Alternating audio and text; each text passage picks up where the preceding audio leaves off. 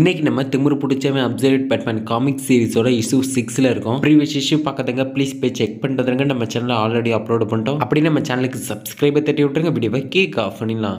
அந்த மாஸ்க் போட்ட தீவிரவாத குரூப்போட தலைமை இருந்துட்டு கமிஷனர் கிட்ட பேசிட்டு அவன் கிட்ட அடி வாங்கி கையை உடச்சிக்கிட்டவன் தவுந்து அவனை விட்டு தூரமா போகும்போது அவனோட காலை பிடிச்சி இழுத்து அவன் அப்படியே பிடிச்சி அவன் கழுத்தை பிடிச்சி நெருக்கி ஆரம்பிக்கிறான். அவன் அப்படியே வழியில கத்த ஆரம்பிக்க அவனை விடாம கீழே தள்ளி அவன் கழுத்தை பிடிச்சி நெருக்கி ஆரம்பிக்கிறான். கழுத்தை நெருக்குனதுல அவனால கத்த கூட முடியாம அவன் கண்ணெல்லாம் செவக்க ஆரம்பிக்குது. அப்போ இந்த பக்கம் கமிஷனர் அவன் கிட்ட போதும் அவனை விட்டுருங்க அவன் சாக போறான் அப்படின்னு கமிஷனர் அவன் கிட்ட சொல்லிட்டு இருக்க கழுத்து நெருக்கப்பட்டவன் அப்படியே அன்கான்சியஸ்க்கு போயிடுறான். அவன் அன்கான்சியஸ்க்கு போனதுக்கு அப்புறம் அவனோட கழுத்தை நெருக்கிறத விட்டுட்டு கமிஷனர் கிட்ட போய் அவனுக்கு ஒண்ணு ஆகல வாங்க நம்ம போய் சமாதானம் பேசுவோம் அப்படின்னு கமிஷனர் கிட்ட சொல்லிட்டு கமிஷனர் அந்த இடத்துல இருந்து கூட்டிட்டு போறான். அதுக்கப்புறமா ப்ரூஸ் அவரோட வீட்டுல இருந்துட்டு காலையில எழுந்து அவரோட வீட்டுல உட்காந்து சாப்பிட்டுட்டு இருக்காரு. அப்போ மார்த்தா அவசரமா ஆபீஸ்க்கு கிளம்பிட்டு இருக்காங்க. ப்ரூஸ் எனக்கு ஆபீஸ்க்கு லேட் ஆயிடுச்சு அப்படின்னு சொல்லிட்டு மார்த்தா அந்த பக்கம் அவசரமா ஆபீஸ்க்கு கிளம்பிட்டு இருக்க ப்ரூஸோட முகம் சோகத்துல இருக்கதை பார்த்துட்டு மார்த்தா ப்ரூஸ் கிட்ட ப்ரூஸ் என்னாச்சு உன்னோட முகம் இவ்வளவு சோகமா இருந்து நான் பார்த்ததே இல்லையே என்னாச்சு ப்ரூஸ் அப்படின்னு இந்த பக்கம் மார்த்தா கேட்க அதுக்கு நம்ம ப்ரூஸ் அம்மா சிட்டில நடக்கிற குற்றங்கள் நாளுக்கு நாள் அதிகரிச்சுட்டே இருக்கு. பத்தாததுக்கு மேயர் ஜிம் கார்டனுக்கு வேற இந்த நிலைமை இப்படியே போயிட்டு இருந்த இந்த சிட்டியோட நிலைமை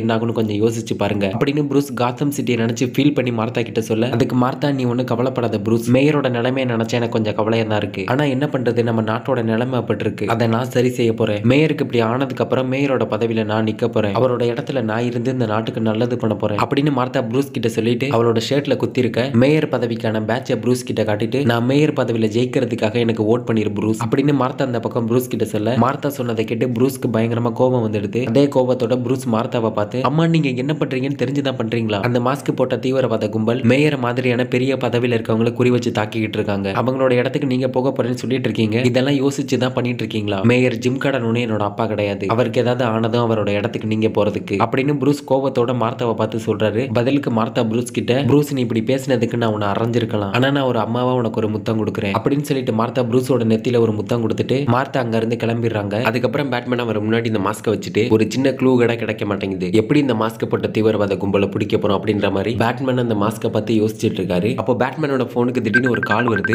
பேட்மேன் அந்த கால் அட்டன் பண்ணதும் பேட்மேனுக்கு கால் பண்ணது அந்த மாஸ்க் போட்ட தீவிரவாத குரூப்போட தலைவர் இருந்துட்டு பேட்மேனுக்கு கால் பண்ணி அவர்கிட்ட பேட்மேன் என்ன பிடிக்க முடியலன்னு நினைச்சு ரொம்ப கவலைப்பட்டு இருக்க போல நம்ம ரெண்டு பேரும் ஒருத்தர் சந்திச்சுக்கிறதுக்கான நேரம் வரும். அப்ப நம்ம ரெண்டு பேரும் பொறுமையா உட்கார்ந்து பேசுவோம். உனக்கு ஒரு டீல் கொடுக்குறேன் பேட்மேன் அதை ஏத்துக்கிறியா? இந்த உலகத்துல எதா இருந்தாலும் அதுக்கு ஒரு விலை இருக்கு. காரா இருக்கட்டும் வெப்பன்ஸா இருக்கட்டும் ஏன் டெக்னாலஜியா கூட இருக்கட்டும் அப்படின்னு இந்த உலகத்துல எல்லாருக்குமே ஒரு விலை இருக்கு. அது மாதிரி பேட்மேனுக்கு ஒரு விலை இருக்கு அப்படின்னு அவன் சொன்னதும் அதுக்கு ப்ரூஸ் நீ பேசின வரைக்கும் போதும் நிறுத்து உன்னோட டீலை நான் ஏத்துக்கிறேன் அப்படின்னு ப்ரூஸ் அவன் கிட்ட சொல்லிட்டு அவன் கொடுத்த டீலை ஏத்துக்கிறாரு.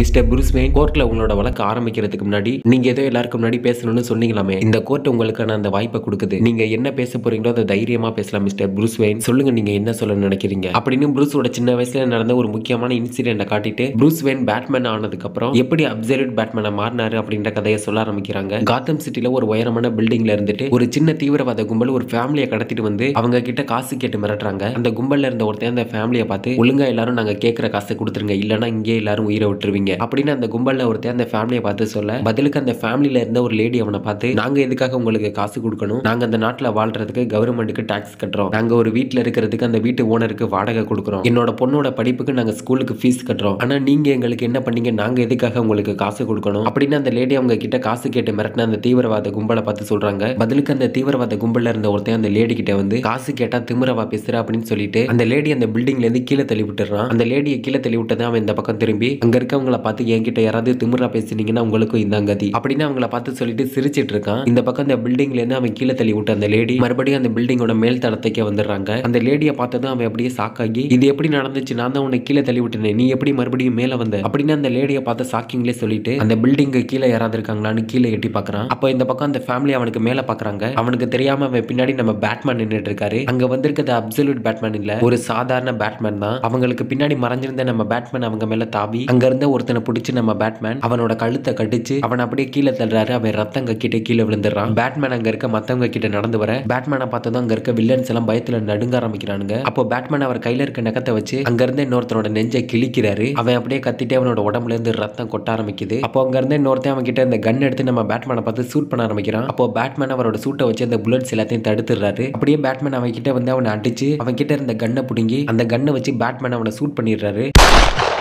இதோட இந்த அப்சல்யூட் பேட்மேன் காமிக் சீரிஸோட இஷ்யூ 6 முடியுது. அடுத்து என்ன நடக்க போகுது அப்படின்றத பத்தி தொடர்ந்து பார்ப்போம் அடுத்த இஷ்யூல. அப்படி நம்ம சேனலுக்கு சப்ஸ்கிரைபர் தட்டி விட்டுருங்க. அடுத்த வீடியோல பார்க்கலாம்.